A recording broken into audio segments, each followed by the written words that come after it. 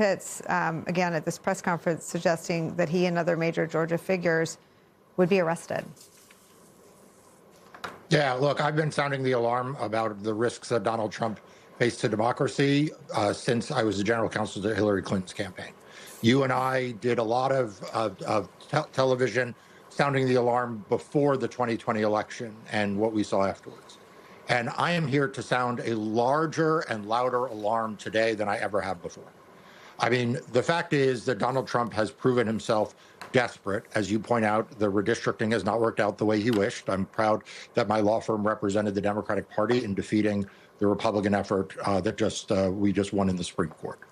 But the fact is that when that didn't work out, he then went to Plan B. And Plan B is what we are seeing. It is political prosecutions. It is the threats of more political prosecutions. It is the dry running of how one seizes ballots.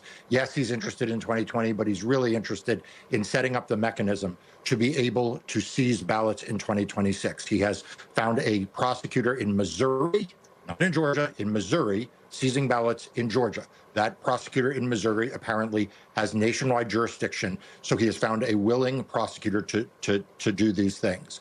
Meanwhile, you have Steve Bannon on TV, who, as you know, is never too many degrees away from Donald Trump's psyche.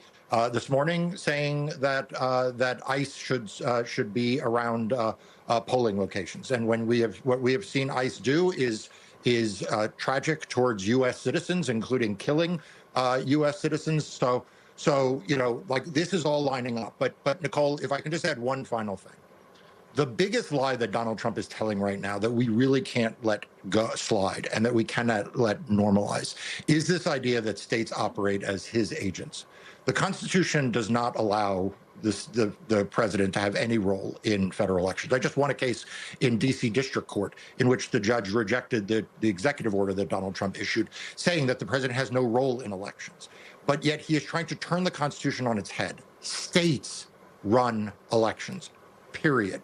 They don't act as the agent of the federal government. They don't act as the agent of the president. The president has no role, and we cannot allow him to sort of slide this by people as if somehow